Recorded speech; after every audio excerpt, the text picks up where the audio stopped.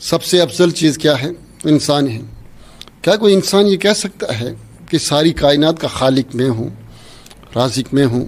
کوئی دعویٰ کرے، کوئی اٹھ کے بولے کہ بھائی میں نے ساری کائنات کو پیدا کیا، کوئی ایسا نہیں کہہ سکتا، کسی میں ہمت نہیں۔ تو اس آسمانی مذاہب میں جو متخصص ہیں وہ انبیاء اور رسول ہیں، ان کے راستے پر چلنے والے، وہ سارے کے سارے گواہی دیتے ہیں کہ اس کائنات کا خالق اللہ ہے، تو ان کی بات رد ہو ہی نہیں سکتی۔ اللہ کہتے ہیں وَإِن مِّن شَيْءٍ إِلَّا يُسَبِّحُ بِحَمْدِهِ۔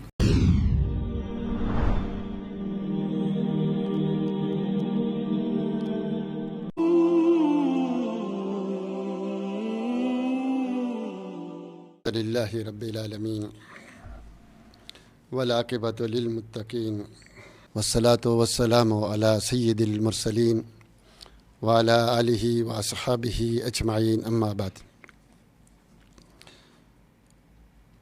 واعوذ باللہ من الشیطان الرجیم، بسم اللہ الرحمن الرحیم۔ ام خلقوا من غیر شیء ام هم الخالقون۔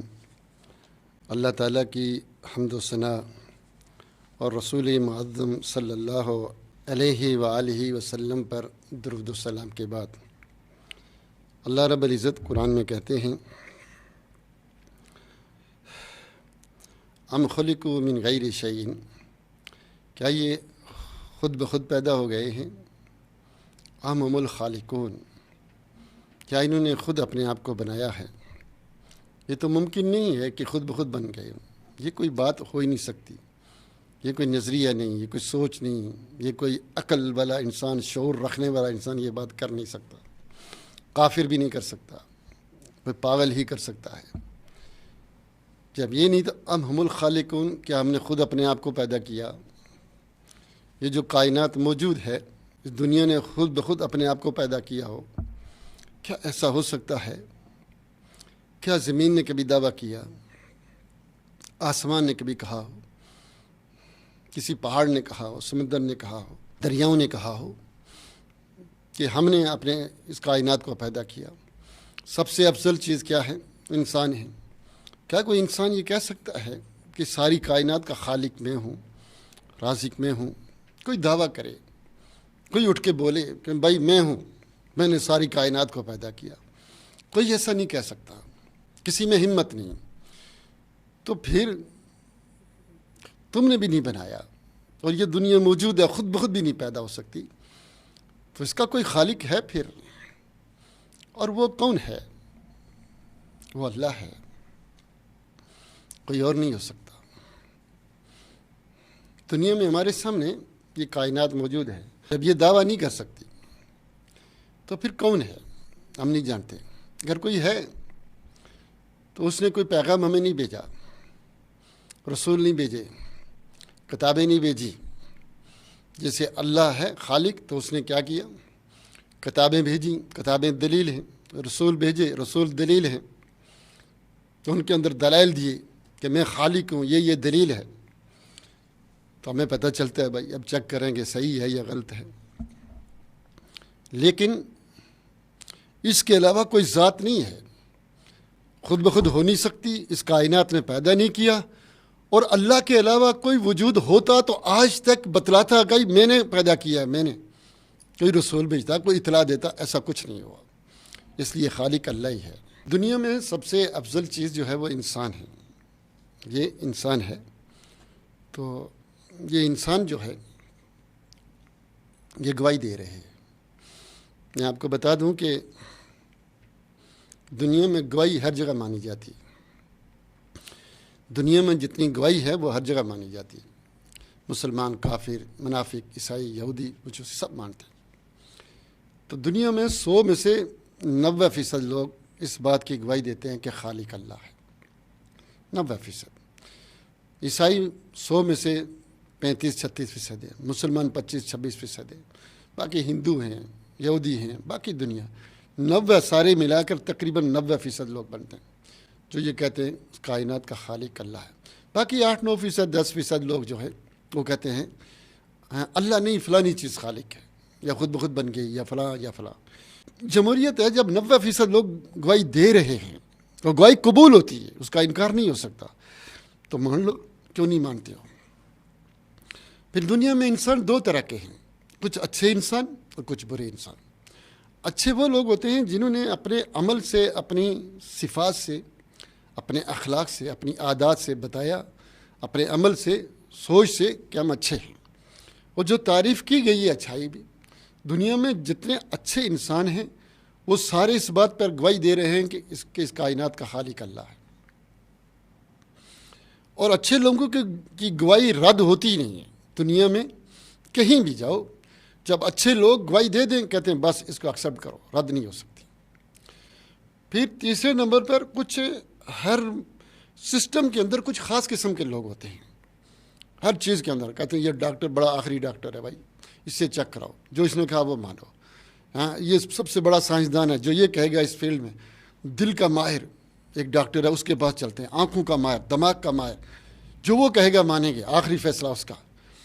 تو ہر چیز میں ہر کچھ فیلڈ کے متخصص لوگ ہوتے ہیں، ان کی بات رد نہیں ہوتی، مان لی جاتی ہے۔ تو اس آسمانی مذاہب میں جو متخصص ہیں وہ انبیاء اور رسول ہیں، ان کے راستے پر چلنے والے، وہ سارے کے سارے گواہی دیتے ہیں کہ اس کائنات کا خالق اللہ ہے، تو ان کی بات رد ہو ہی نہیں سکتی، ان کی بات رد ہو نہیں سکتی۔ اور اسی طرح کچھ بکس ہوتی ہیں، کتابیں ہوتی ہیں جو اس چیز میں حرف آخر ہوتی ہیں، کہتے ہیں لغت کی فلانی کتاب میں دیکھو، جو اس میں لکھا ہوگا وہ مانا جائے گا، فلانی ڈکشنری میں مانتے ہیں۔ اور اس میدان میں جو خاص بکس ہیں وہ آسمانی کتابیں ہیں، قرآن، توریت، انجیل، زبور، صحف ابراہیم، وہ سارے بالاتفاق یہ کہہ رہے ہیں کہ اس کائنات کا خالق اللہ ہے، کوئی اور نہیں ہے۔ تو جب اتنی چیزیں گواہی دے رہی ہیں تو مان لو بھائی، یہ گواہی رد نہیں ہو سکتی ہے۔ اب دیکھیے گا کہ دنیا میں آسمانی مذہب کا عقیدہ رکھنے والے جتنے بھی لوگ ہیں، چاہے وہ امریکہ میں رہتے ہیں، افریقہ میں رہتے ہیں، بر صغیر میں رہتے ہیں، چین میں، جہاں بھی رہتے ہیں، جہاں بھی ہیں، امریکہ بعد میں دریافت ہوا، بعد میں، ٹھیک ہے، وہاں بھی جو رہنے والے تھے وہ سارے کے سارے اس بات پر گواہی دے رہے ہیں کہ اس کائنات کا خالق اللہ ہے، اس کائنات کا خالق اللہ ہے۔ تو کیا یہ اتفاق ہے؟ خود بخود نہیں، ان سب کا اس بات پر اتفاق کر لینا کہ اس کائنات کا خالق اللہ ہے، یہ حقیقت ہے، یہ سچ ہے۔ دنیا میں لوگوں نے جانوروں کی زبانیں سیکھی، جانوروں کی زبانیں سیکھی تاکہ ہمیں پتہ چل سکے کہ یہ کیا عقیدہ رکھتے ہیں، کیا سوچ رکھتے ہیں۔ جب ان کو سیکھا گیا تو پتہ یہ چلا کہ جانور یہ عقیدہ رکھتے ہیں کہ اس کائنات ان کا خالق اللہ ہے، جس کی عبادت کرنی چاہیے۔ دنیا میں ایک دفعہ ایسا ہوا تھا، میرے پاس اخبار بھی بہت سالوں تک پڑا رہا، وہ یہ ہوا کہ ایک لڑکے اور لڑکی کو انہوں نے الگ بند کر دیا کہ ان کی تربیت کرے، ڈاکٹر آتے ان کو کھلاتے پلاتے، کہ یہ بڑے ہو کر دیکھتے ہیں کیا عقیدہ رکھتے ہیں، کیا زبان بولتے ہیں، بس ان کی صحت کا خیال کرنا اور ان کو اکیلے کھیلنا، ان سے کوئی بات نہیں کرنا، کوئی سسٹم، کوئی لاجک، کچھ نہیں دینا۔ جب وہ بڑے ہوئے تو وہ جو زبان بول رہے تھے وہ عربی، اور وہ یہ عقیدہ رکھ رہے تھے کہ اس کائنات کا خالق ہے وہ اللہ ہے، کوئی اور نہیں ہے۔ کیا اس کا کوئی انکار کر سکتا ہے؟ آپ نے کبھی جنگل میں دیکھا ہوگا، اگر آپ دیہاتوں میں جائیں، صحراؤں میں، جنگلوں میں، تو وہ کتا وغیرہ جب اس کو کوئی درد ہو، زخمی ہو، تو وہ اپنی گردن اوپر کر کے ہو کرتا ہے۔ اس کا بھی عقیدہ ہے کہ اس کا ایک خالق ہے جو اوپر ہے، ہر جگہ نہیں ہے۔ کچھ لوگ ترکی میں گئے علماء تحقیق، وہ لوگ تھے جو اللہ کو مانتے ہی نہیں تھے، کسی مذہب کا نہیں مانتے تھے۔ انہوں نے جب تحقیق کی ان پر تو انہوں نے یہ دیکھا کہ وہ جب بھی ان کو کوئی تکلیف ہوتی ہے، کوئی حاجت ہوتی ہے، تو آسمان کی طرف منہ کر کے ایسے کرتے ہیں۔ انہوں نے اس سے پوچھا یہ کیا کرتے ہیں؟ آپ اللہ کو مانتے نہیں ہیں، کسی مذہب کو مانتے نہیں ہیں، اور پھر تکلیف کے وقت آسمان کی طرف کیوں دیکھتے ہیں؟ انہوں نے کہا پتہ نہیں، اندر سے آواز آتی ہے، اندر سے ایک آواز آتی ہے، اس لیے ایسے کرتے ہیں۔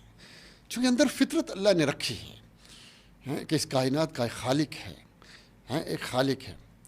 اور قرآن میں اللہ کہتا ہے وَإِن مِّن شَيْءٍ إِلَّا يُسَبِّحُ بِحَمْدِهِ، کائنات کی ہر چیز جو ہے وہ تسبیح بیان کر رہی ہے، وہ اس بات کا اقرار کر رہی ہے کہ اس کائنات کا خالق اللہ ہے۔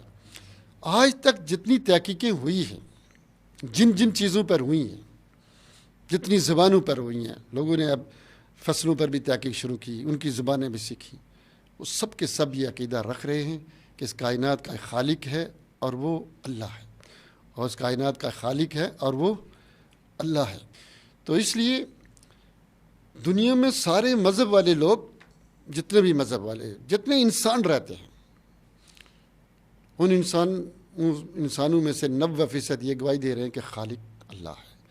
دنیا میں 2 طرح کے لوگ، اچھے اور برے، اچھے اس بات پر گواہی دے رہے ہیں، کچھ متخصص لوگ، متخصص کتابیں، ان سب کا اتفاق، سارے آسمانی مذہب والوں کا اتفاق، اور جانوروں کی زبانیں جنہوں نے سیکھی اور جن کو بند کر دیا گیا، کون سی زبان بولتے ہیں، یہ ساری تحقیقیں، ساری گواہیاں یہ بتاتی ہیں کہ خالق اللہ ہے۔